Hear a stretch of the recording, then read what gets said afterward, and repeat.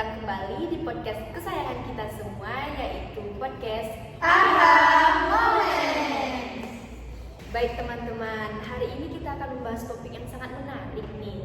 Topik ini mungkin sering banget terjadi dalam kehidupan kita sehari-hari, tapi kurang banget nih kita bahas.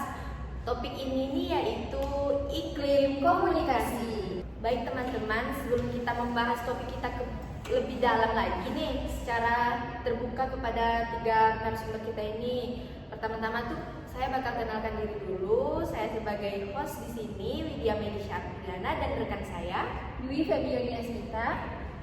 Nah, di sini kita akan membahas iklim komunikasi tadi, Kak. Tapi di sini kita nggak sendiri, kita ditemani oleh tiga narasumber kita yang sangat luar biasa. Nah, di sini kita akan menyapa tiga narasumber kita dulu. Boleh dong untuk tiga narasumber kita ini mengenalkan diri kepada teman-teman sekalian. Perkenalkan, nama saya Maisara. Perkenalkan, nama saya Anda Syuhada. Perkenalkan, nama saya Utari Maharani. Kalau boleh tahu nih, apa sih kesibukan kakak akhir-akhir ini? Kalau untuk semester ini, kesibukan saya tuh praktek mengajar di sekolah, kemudian membuat modul, membuat laporan, ada juga praktikum IPA. Itu aja sih Kak untuk kesibukan saya. Kesibukan saya akhir-akhir ini hampir sama-sama Maisaro, membuat tugas, membuat laporan, dan ada juga tugas proyek. Iya Kak, saya sama juga dengan teman-teman yang lainnya. Ada tugas mulai dari individu, kelompok, terus ada juga proyek eksperimen dan juga latihan drama tadi. Baik, di sini terlihat Kak, tiga narasumber kita ini sangat sibuk ya teman-teman. Selanjutnya tuh kita bakal bahas ke topik pembahasan kita tadi. Menurut aku sendiri ya, komunikasi itu penting banget. Kalau kita menyadari bahwa kualitas interaksi itu bukan hanya kita sekedar menyampaikan informasi, tapi bagaimana cara kita merasakan momen saat kita menyampaikan informasi tersebut, yaitu seperti interaksinya, gimana nih kita merasakan interaksi dari cara kita menyampaikan informasi tersebut. Betul banget. Kadang kita merasa nyaman saat ngobrol sama seseorang di suatu lingkungan, tapi kadang di suatu tempat kita merasa kayak kurang nyaman, tegang, atau merasa cabut ya kan. Nah, hari ini nih kita mau ngobrolin kenapa sih bisa begitu dan bagaimana caranya agar komunikasi kita itu jauh lebih asik lagi gitu. Oke, bisa kita mulai dari definisi sederhananya nih. Mungkin narasumber kita yang pertama bisa bantu jawab bagaimana sih iklim komunikasi itu menurut sudut pandang dari narasumber kita ini? Baik Kak, menurut saya iklim komunikasi itu sebagai rasa atau suasana yang dirasakan dalam sebuah hubungan atau interaksi, bukan hanya hal yang spesifik yang kita bicarakan. Nah, contohnya seperti ini Kak, dua kelas yang memiliki materi yang sama, pasti iklim komunikasinya berbeda dong Kak. Yang satu kelasnya lagi itu suasana pelajarannya sangat menyenangkan, kemudian yang satu kelas lagi itu suasana pelajarannya itu biasa aja. Nah, ini tuh menunjukkan bahwa iklim komunikasi lebih menekankan pada bagaimana perasaan dan suasana hati saat berkomunikasi yang mempengaruhi kualitas interaksi tersebut, Kak. Setuju banget nih teman-teman. Jadi inti yang disampaikan oleh Kak Maisaro tadi itu seperti kayak vibe atau suasana kita dalam menjalankan interaksi komunikasi itu. Seperti kayak iklimnya itu, suasananya itu. Misalnya kita berada di suatu tempat, kalau kita nggak nyambung sama iklim komunikasinya itu kayak merasa tegang, kayak merasa kayak takut berbicara, nggak leluasa gitu kita berbicara melakukan interaksi. Tapi beda lagi sama kalau kita tuh berada di satu ruangan, vibes-nya itu yang mendukung banget gitu, kayak kita kayak tenang aja menyampaikannya itu kayak ngalir aja, nggak merasa takut gitu, nggak merasa grogi, nggak merasa gugup. Jadi kayak intinya tuh vibe-nya aja, suasananya aja. Persis kayak cuaca, ada yang cerah, ada yang mendung dan juga badai. Nah, begitu juga dalam hubungan, ada saatnya komunikasi itu mendukung dan hangat, atau ada juga yang malah bikin kritik atau malah menjadi dingin. Analogi cuaca ini sangat membantu untuk memvisualisasikan betapa betapa beragamnya iklim komunikasi untuk berinteraksi. Wah, menarik nih analoginya cuaca, sama seperti cuaca ya Kak. Berarti iklim komunikasi ini bisa berubah-ubah dong ya Kak? Nah, betul banget Kak. Perlu kita ketahui kalau iklim komunikasi itu sifatnya adalah dinamis atau bisa berubah kapanpun. Nah, berubahnya ini bisa dipengaruhi beberapa hal Kak. Di antaranya seperti nada berbicara, bahasa tubuh, bahkan hal yang terkecil yang bahkan jarang kita sadari itu cara ketika kita mendengarkan orang sedang bercerita. Itu berpengaruh banget dengan iklim komunikasi yang sedang kita jalani. Nah betul Kak, ini penting banget. Kita sering dengar tuh tentang komunikasi yang efektif. Tapi kenapa ya iklim komunikasi ini menjadi lapisan yang paling teratas dari iklim komunikasi tersebut? Nah, itu dia Kak, dampak iklim komunikasi yang negatif atau buruk dapat menimbulkan berbagai dampak Kak. Nah, merugikan seperti merugikan, terus membuat seseorang stres, menurunkan kepercayaan diri. Nah, serta ketika suasana komunikasi itu tidak sesuai atau secara penyampaian berbeda, kemudian salah tanggapan oleh penerima. Nah, itu tuh membuat iklim komunikasi itu sangat tidak seperti apa yang diinginkan gitu. Contohnya nih Kak, saya lagi bicara sama kakak.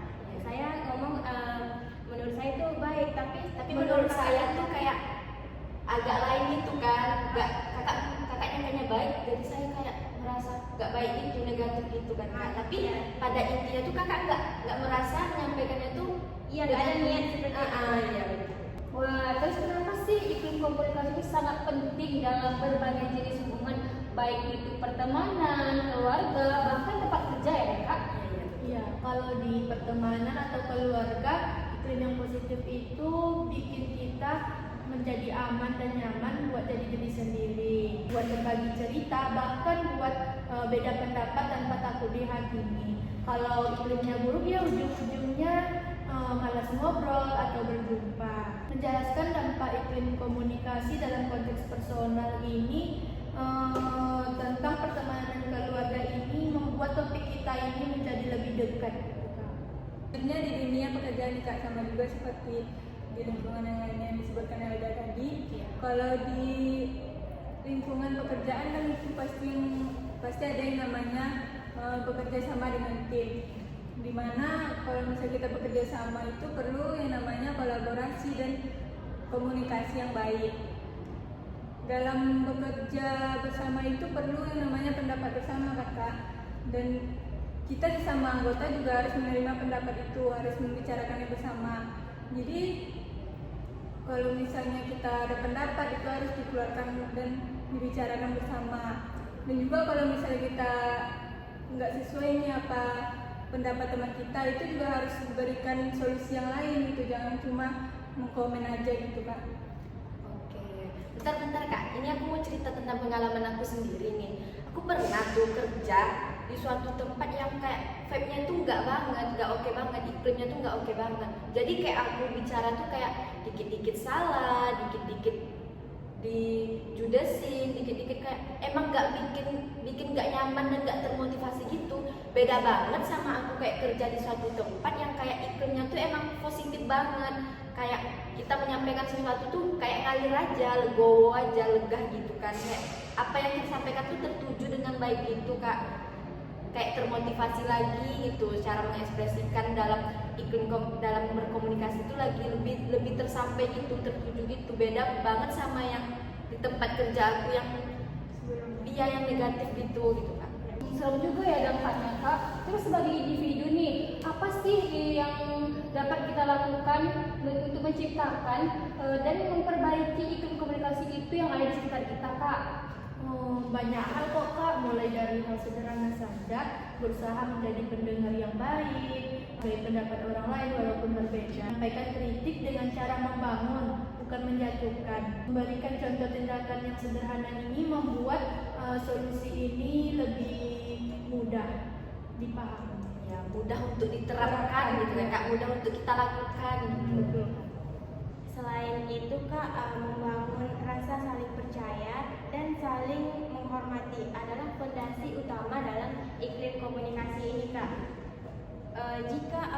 Jika orang lain tidak kita hormati, dan pasti dia tidak merasa percaya diri dong Kak. Selain itu Kak, membangun rasa saling percaya diri dan menghormati adalah fondasi utama menciptakan iklim komunikasi yang positif. Jika orang lain merasa dipercaya dan dihargai keberadaannya, maka komunikasi akan berjalan secara positif, terbuka, jujur, dan saling mengutarakan pendapat satu sama lain. Dan dengan cara itu maka terciptalah suasana iklim komunikasi yang baik Kak. Jadi teman-teman, intinya tuh bisa kita dapat kayak kita tuh harus lebih peka terhadap perasaan orang lain dan berusaha menciptakan interaksi itu yang lebih positif ya Kak. Iya Kak. Betul banget, dan ini bukan cuma tanggung jawab untuk satu pihak saja, tetapi semua orang yang terlibat dalam hubungan itu. Kalau semua orang itu berusaha, pasti iklimnya jadi lebih baik ya kan Kak? Iya Kak. Nah, perlu juga nih Kak untuk refleksi diri kita sendiri saat kita melakukan komunikasi sama teman-teman, sama rekan kerja.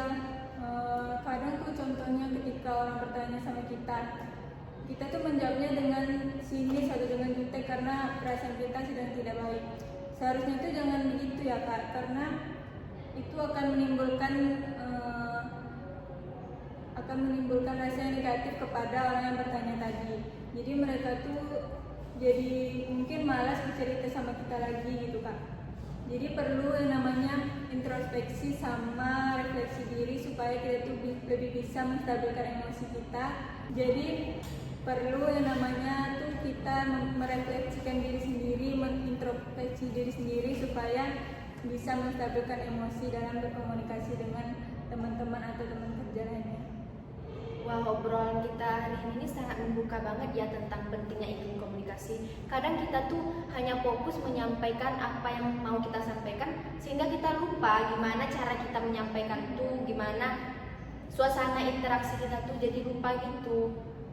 Karena kita cuma memfokuskan apa yang kita sampaikan, sampai kita lupa mensinkronkan gitu. Wah, betul sekali Kak. Sudah tidak terasa ya, sudah di penghujung pembahasan kita pada hari ini. Baik, terima kasih kepada ketiga narasumber kita hari ini yang sudah berbagi wawasannya yang sangat berharga. Semoga obrolan ini bisa kita jadi lebih sadar dan lebih baik lagi dalam komunikasi yang sehat dan yang menyenangkan. Nah, buat teman-teman yang dengerin juga, semoga teman-teman tuh bisa menerapkan ya apa yang sudah narasumber kita berikan hari ini. Semoga bisa kita terapkan dalam kehidupan kita sehari-hari, bagaimana cara berkomunikasi, bagaimana cara menciptakan suasana dalam kita melakukan interaksi gitu. Nah, jadi kayak tahu nih gimana cara kita menyesuaikannya, kapan kita menyesuaikan apa yang kita sampaikan itu dengan cara kita menyampaikan. Jadi kayak interaksi komunikasi itu jadi lebih positif lagi gitu. Terima kasih kembali juga untuk kakak udah mengundang kami di sini. Seperti yang kakak bilang tadi, semoga bisa bermanfaat dengan apa yang kami sampaikan tadi. Dimana komunikasi ini kan sudah makanan kita sehari-hari ya, jadi semoga ini bermanfaat sih untuk teman-teman semuanya. Oke, jangan lupa untuk terus dengerin podcast kita di episode-episode selanjutnya yang pembahasannya lebih menarik lagi. Dan jangan lupa untuk like, comment, and subscribe.